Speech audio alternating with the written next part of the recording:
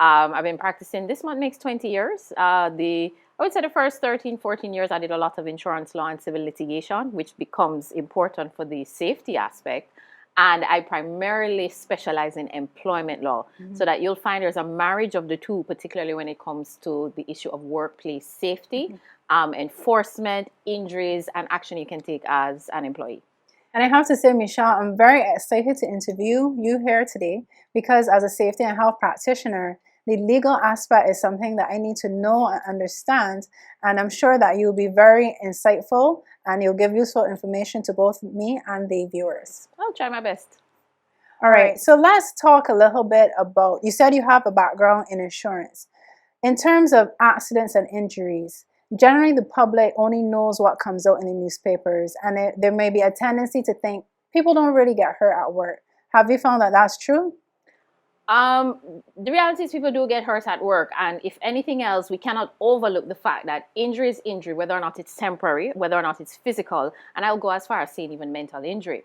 And as an employment lawyer, I see this a lot because when people consult with me, they're not just only consulting about disciplinary matters. Sometimes one of the things I see a lot is when an employee is accused of chronic absenteeism that's related to illness.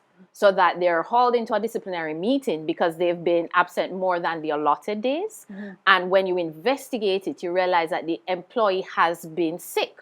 So I'll use an instance where an employee worked in a government building, which is somehow almost always the case, that had significant ventilation issues.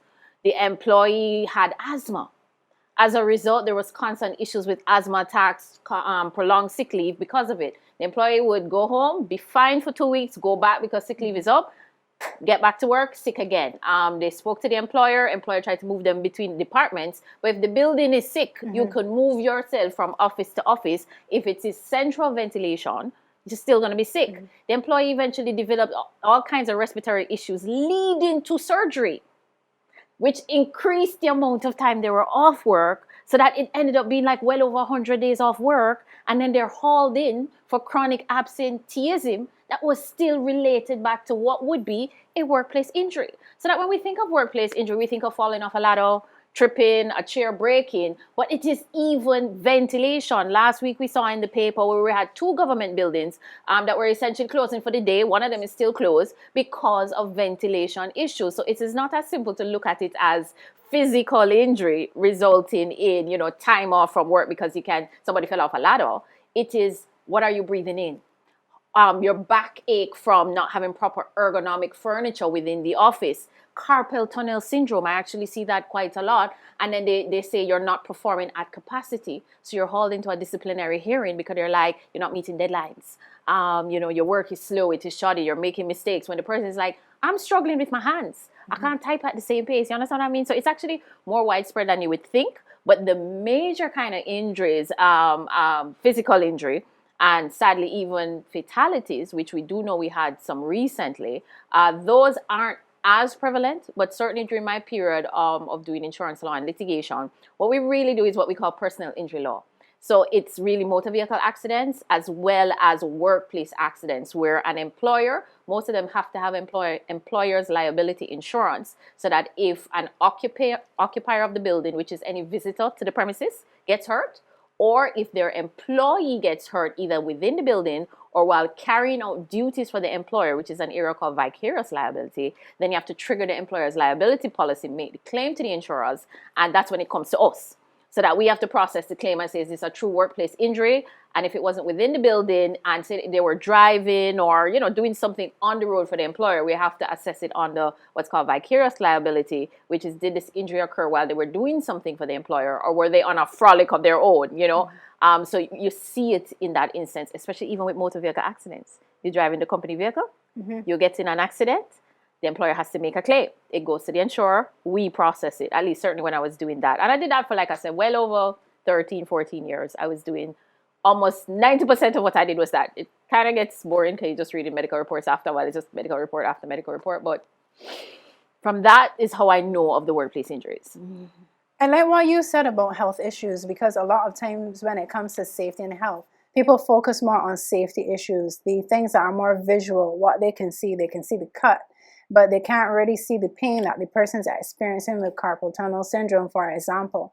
And really, as employers, there's a responsibility, there's duty of care to the employees to make sure that the work that they do does not make them ill, or if they have any pre-existing conditions, it doesn't make them worse. So for example, with a person with asthma, even though they had asthma as a pre-existing condition, the fact remains that the environment was not safe. It had contaminants. And I'm sure there would have been tests done, etc., to say they were above an acceptable level that made the person even more ill. I like what you said about, being in a workplace that can exacerbate conditions you already have.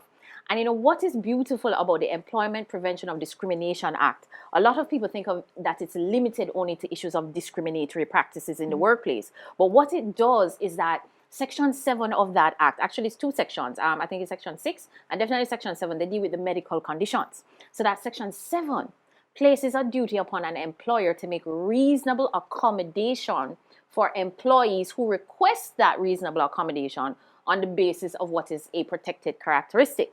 Now, what do I mean by that? The protected characteristics are those in Section 3, which is race, gender, sexual orientation, maternity, family responsibility, disability, medical condition. Now, medical condition is given a very wide definition in the Act, so that it's essentially the presence of an organism in your body or essentially just ill health. So that if as a result of ill health, you are struggling to do your work, you have the right under Section 7 to request of your employer to make reasonable accommodations to accommodate your medical condition and the limitations that come with it. And the section actually lists a number of them, probably from A to J, can't remember, but it's a lot of them, of the type of accommodations you can request, but it's not limited to those. So it's like altering your working hours, giving you additional equipment, altering how they assess you, your performance appraisal, altering where you work, flexi working. And a lot of employees don't know that this exists, so you have asthma and the building is contaminated. You can trigger Section 7 and say, well, I need flexi working, because if you have me in here all the time, you are increasing my susceptibility to an asthma attack. So pursuant to Section 7, you're supposed to make reasonable accommodation. But we don't like to talk about these things. We're talking about health and safety. We're like ergonomic chairs, safety with machinery, fence off machinery, protective equipment. But it's wider. It is literally the health of the employee. And we must always remember we spend the majority of our time at work. 8 hours minimum out of what I would say is about a 16-hour productive day. The first part is getting ready for work. The large part is being at work. The latter part is leaving work and then recovering and preparing for work the next day. So that if I'm spending majority of time at work, it means that it should be an environment in which I can at least, even if not thrive, survive without deterioration. And I think that's what the focus of health and safety should be. Can this employee reasonably work in these circumstances without adverse effects to their health, their safety, including their mental health? And Michelle, you're talking like an occupational health and safety professional. I'm very happy to know that you're so passionate about this area.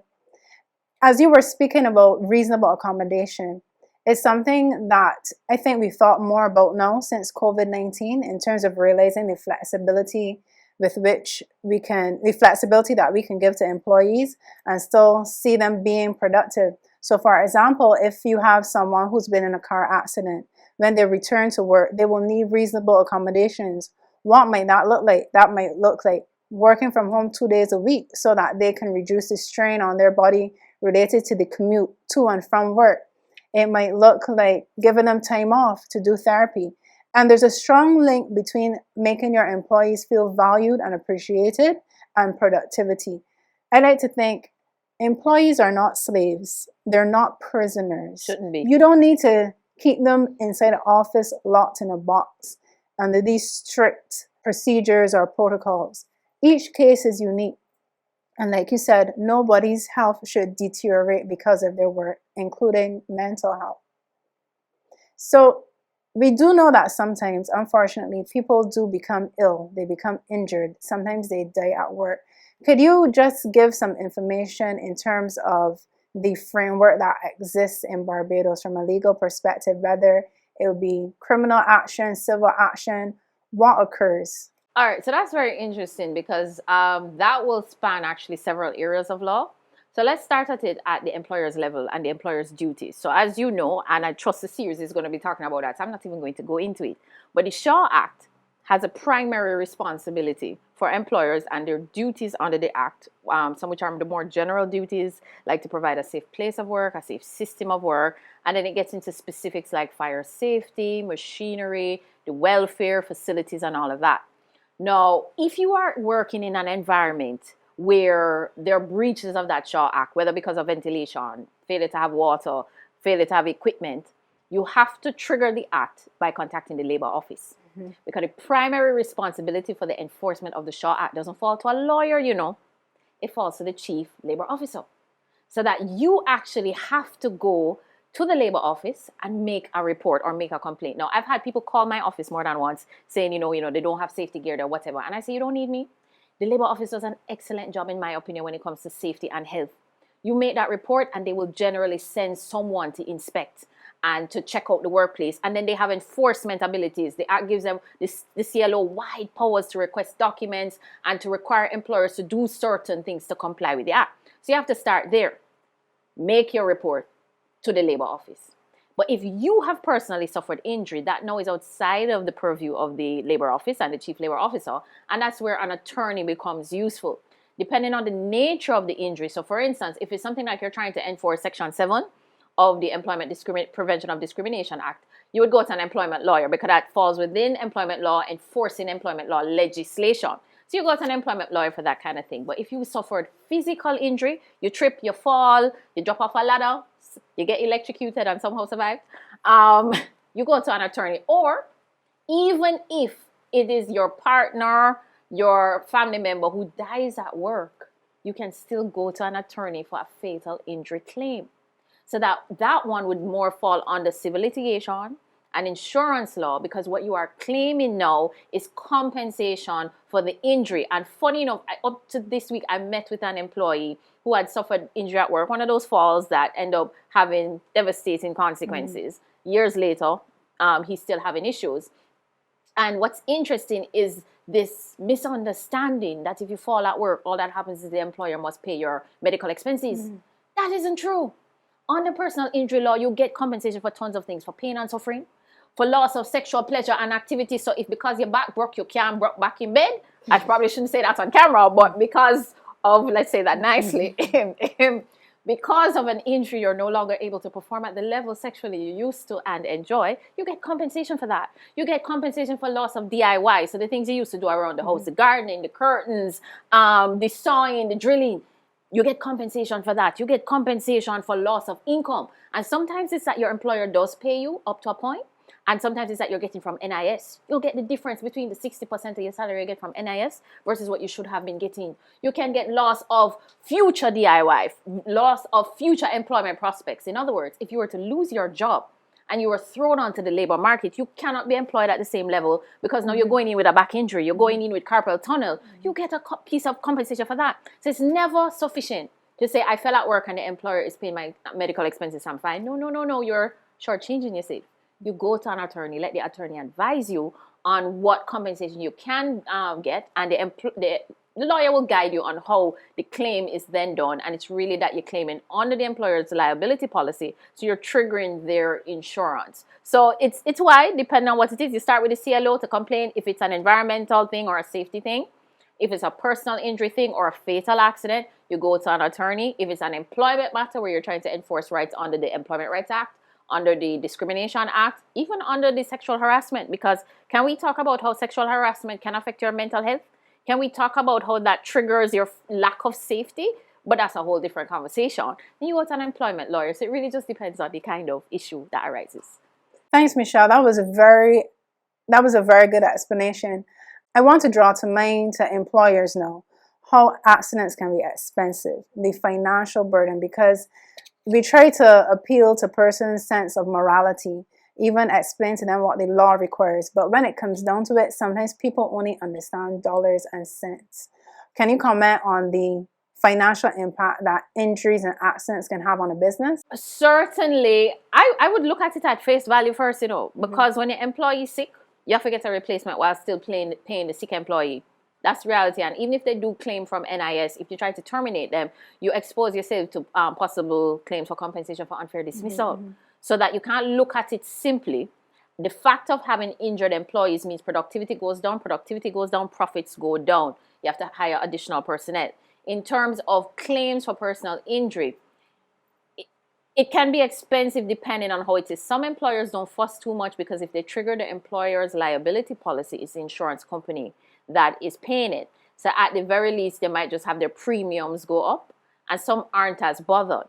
If you have too many workplace accidents, you become uninsurable, you know. A lot of insurance companies don't want to take on the risk, which means you have to take on the personal risk and you expose yourself. I can talk about right before the pandemic.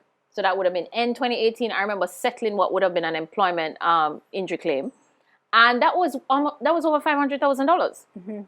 Do you have, as an employer, have that kind of money that just sitting around that you want to be paying out for injury?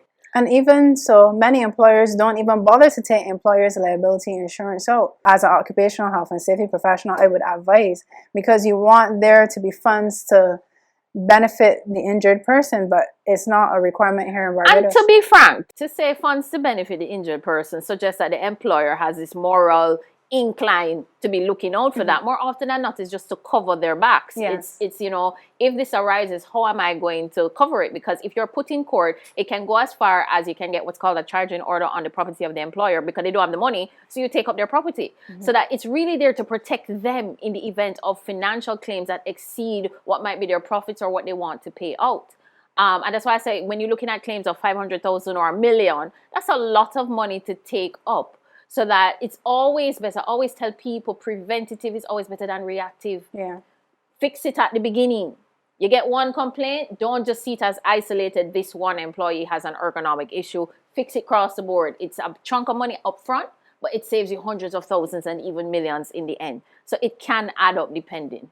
What I would actually like to see more of in Barbados, I don't know the extent to which it is done, but from my limited research, it isn't done much. In terms of insurance companies going into the companies that they insure and giving advice on occupational safety and health issues, because it would benefit everybody if they were to say, this is what you need to do. You need to have risk assessments. You need to train your people. You need to supervise your people. You can't hire somebody one day and put them to do high risk work the next day.